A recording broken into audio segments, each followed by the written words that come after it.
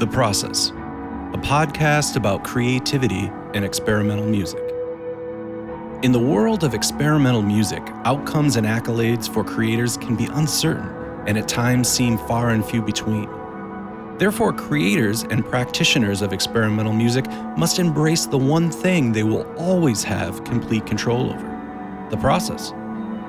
This podcast aims to understand this creative process by listening to new works and discussing them with their creators. Each episode focuses on one creator and their music. Understanding how and why they create can inform aspiring creatives and help audiences better understand and navigate experimental music. I'm Dr. Doug Bielmeyer, and I'll be your host as we explore the world of experimental music, creativity, and the human need to find purpose in their world and lives. This is The Process.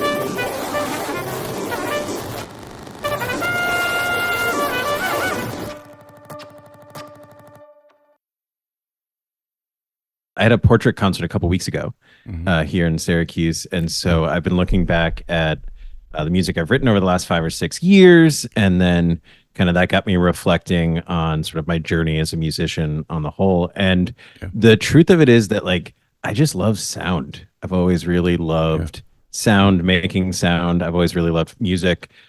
Before I played any instruments or anything like that, when I was just a little kid, I remember a conversation where my mom was very worried because I knew all of the words to all of the songs on the radio, including words that were very inappropriate. Right at the time. That like a 7 or 8 year old shouldn't know. And I've just always had that kind of mind that I was attracted to music. And so even today, I'm always tinkering with sound, always tinkering in Ableton or on a guitar, whatever I happen to be playing with at the moment.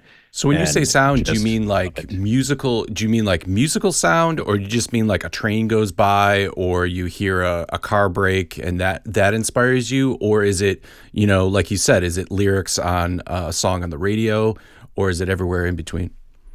Yeah, it's kind of all of the above, depending on what I'm working on. So part of this process of looking back, I realized that I started writing music when I was 14, 15 years old. In this kind of magical 2-year period, I learned a few chords on the guitar.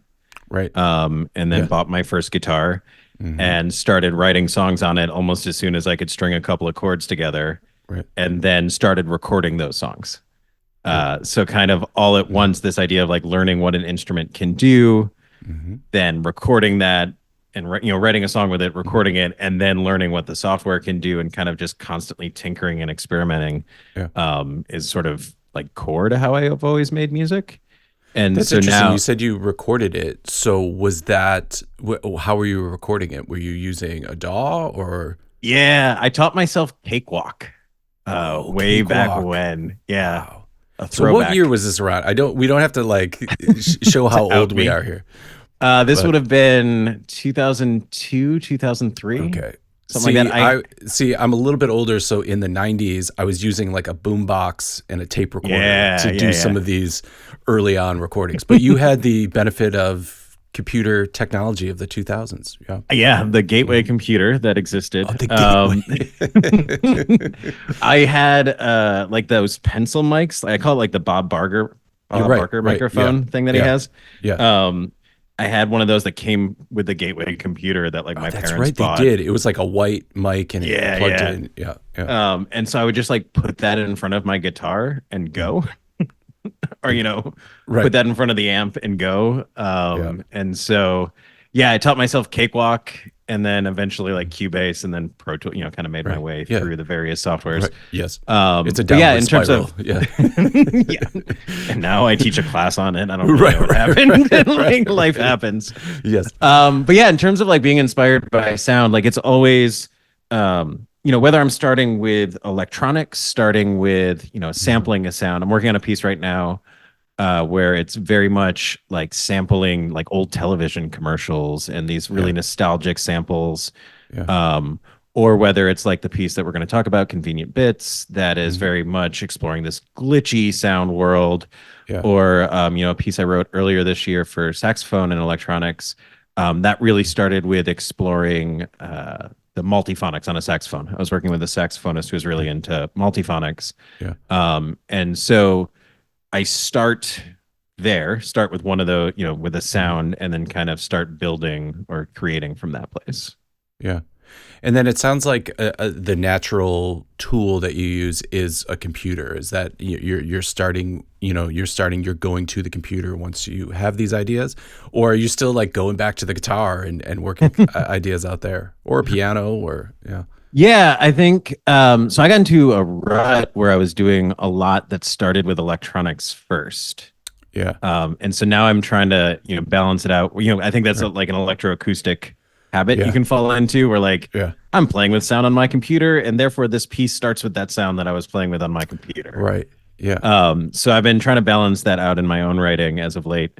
Starting with a place where I'm just beginning with a set of sounds and then manipulating them in a DAW, and then moving back and forth between the acoustic and the electronic to try to find that like there's a Venn diagram that I always think of where like there's sounds that just an acoustic instrument can make, sounds that just the electronic instruments can make.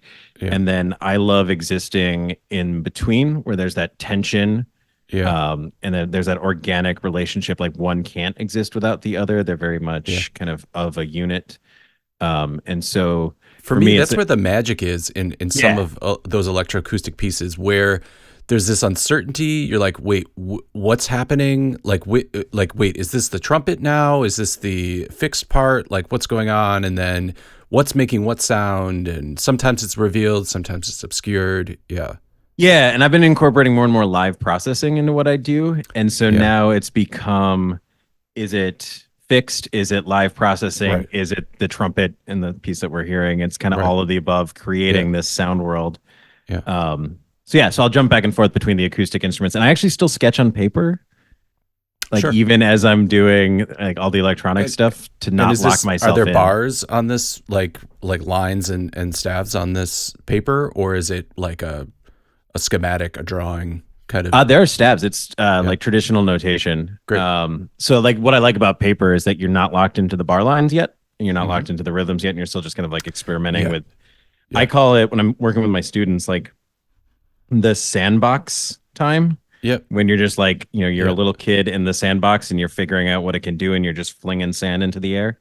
Right. That's like my favorite part of the compositional process. Absolutely. And so that's, once you start adding, bar lines and time signatures and all that other stuff, then like, all right, now I gotta like do the work. And then finale's like bugging you about like missing a quarter note in this measure or whatever, and you're like, dude, man, I'm trying to write here, like I'm not worried about that. That's right, I don't care that there's not enough beats in this measure or whatever. Like, sand is fun, just let me play in the sand. Right. So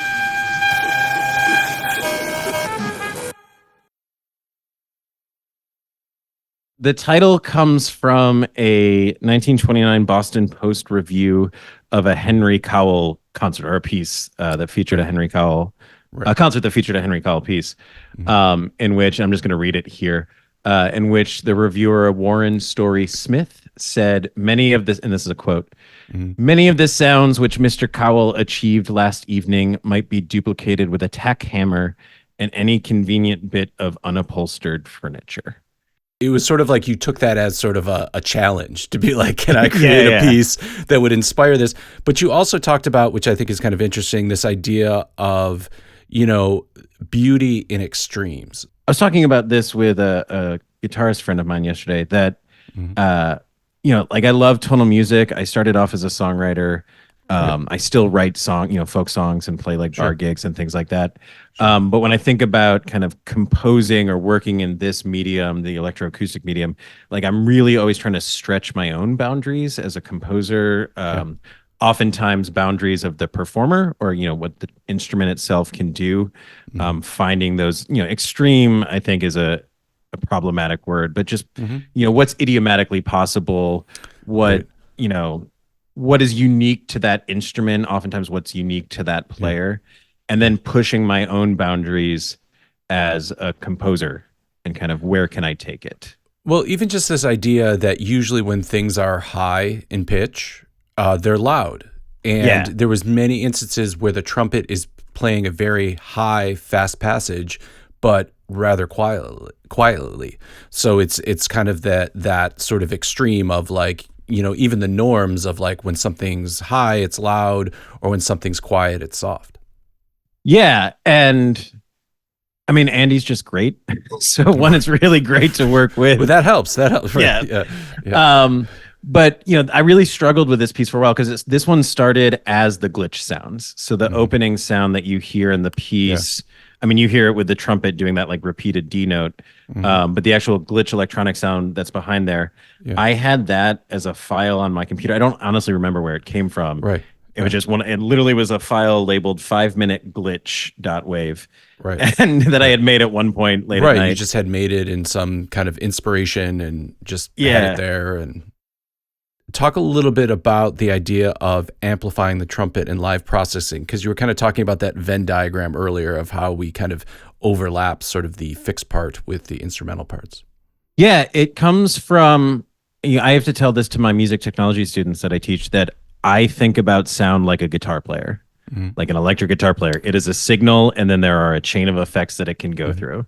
And one of the things I always tell them is like, I don't really use that many like MIDI instruments on softwares like Ableton or whatever, because I'm constantly thinking about like waveforms and signal chains, which is just electric guitarist brain. And so with this piece, we're not really amplifying the trumpet for the room or for the electronics. Andy can play loud. The trumpet, we all know how loud the trumpet can get. It's more for capturing that signal and then processing it in the software, so that I can apply certain effects. Or there's a lot in this piece. And a lot of this came late in life for this piece in the final mix that we did a few months ago, where it's capturing and looping bits that Andy is playing in real time and then spitting them back out either through various distortions and delays, or sometimes as reverse, capturing it and then immediately reversing the loop. And that added a really beautiful additional element to the piece that wasn't there when we initially premiered it. And then that really forms a glue between very much computer built sounds. The glitch sounds are very much computer, just processed over and over and over again. Right. And Andy's live trumpet on stage, or the acoustic trumpet on stage. And then, the sound that's in the middle.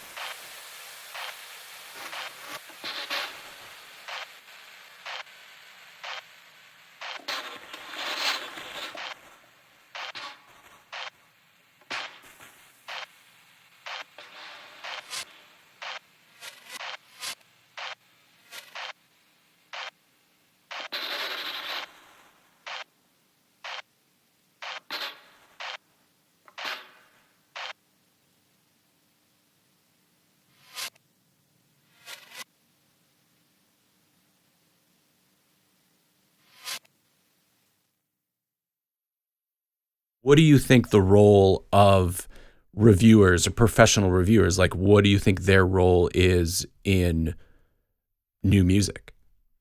Yeah, I think that's a big question. Mm-hmm. Yeah. But I actually think reviewers don't offer enough of their personality in most reviews, which might be a contrarian take. Yeah. But too often, I remember reading the New York Times reviews, a lot of New York Phil concerts when I lived down there, and it's almost just like a tally of things that happened. Yeah, it's like a documentation, like music was played, there was a solo by so-and-so. Yeah. I worked for a publishing company, and we would try to find pull quotes from these reviews. And it would music be like, happened. The quote is music at an evening in September, music happened. Yeah, You're yeah. like, oh, this is a zinger. And so, I think the role of a cultural critic or a music critic, is one who's engaging in a conversation with the art that's what it should be, right? What it should be. I like that word. I like the word you said, culture. You put cultural critic in.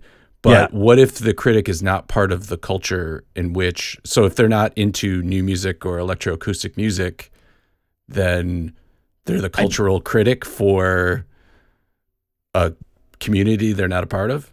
Well, I mean, that's where I don't care about their opinion so much, right? Or like, I don't take it to heart as much, right? Again, I care, like I'm being a little flip, but right. We do. There's, right. So there's cultural critic, music criticism that's engaging in a conversation with the music or the art as a separate entity, the music and the artist is the creator of it, and then the audience, right? And kind of offering this third voice or fourth voice, this additional voice. Yeah. Engaging in that. Like, that's what it should be. That's what my hope is for it to be. That's so often not the case for any number But I like that. I like that. That's really positive that it's like looking at it as a credible outside voice to kind of look into the world or to the community in which you're creating and say, this is somebody from the outside. This is our take on it, or this is what we're seeing. Yeah. Sorry. I think even just now, right, talking with you, like you have pointed things out to me in my piece that I hadn't, I picked the title because I thought it was funny. Right. And I threw that little blurb in there because it's cute and it kind of sets up the attitude that I was feeling when I wrote the piece.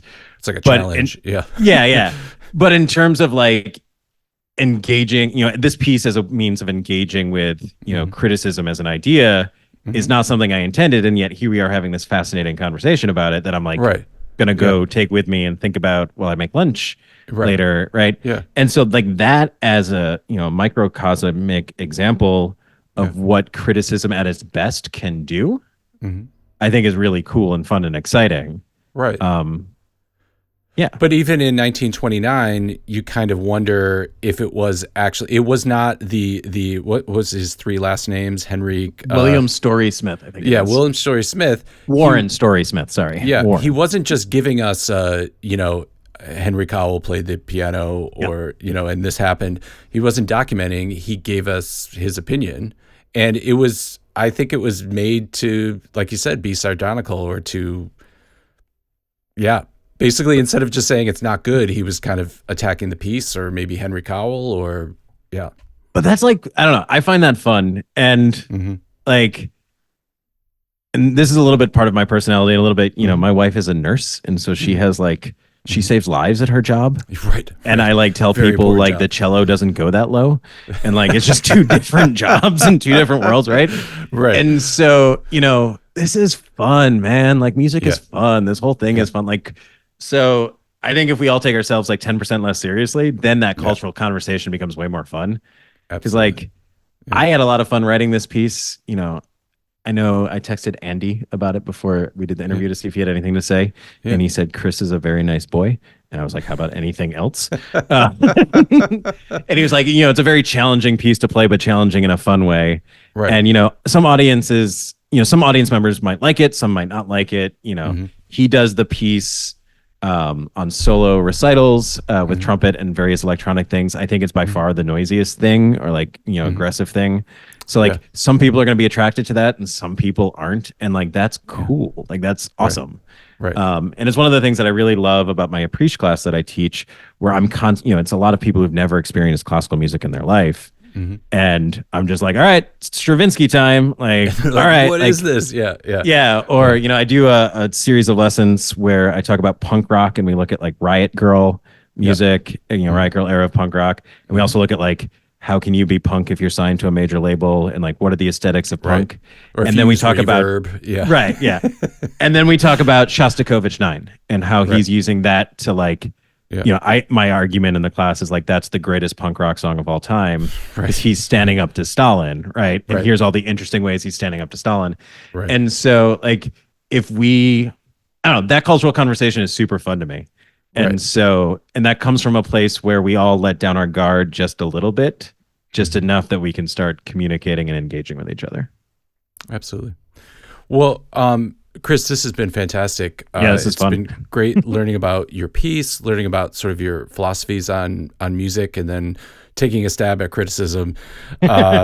Literally, I think, at least for me, you were very positive. But before we let you go, can you tell us a little bit about where we could find out more about you and your music? Yeah, I have a website, chriscresswellmusic.com. It's currently in a little bit of repair mode, but that's a summer project to get it fixed back up. There you go. And then I'm on Instagram is the social media that I'm mostly on at this point, and that is Griswold Music, GRIZWALD Music. It's a combination of the various music things that I'm up to, or my ensemble is up to, 315 Ensemble, or pictures of me running. Or most importantly, photos of my cat. It's a lot of just photos of my cat because she's great. So it's a great bag of like new music, running inspiration, and cats. And cats, yeah. That, if you throw in baseball, those are like the things that my life revolves around. So it's great. That's it.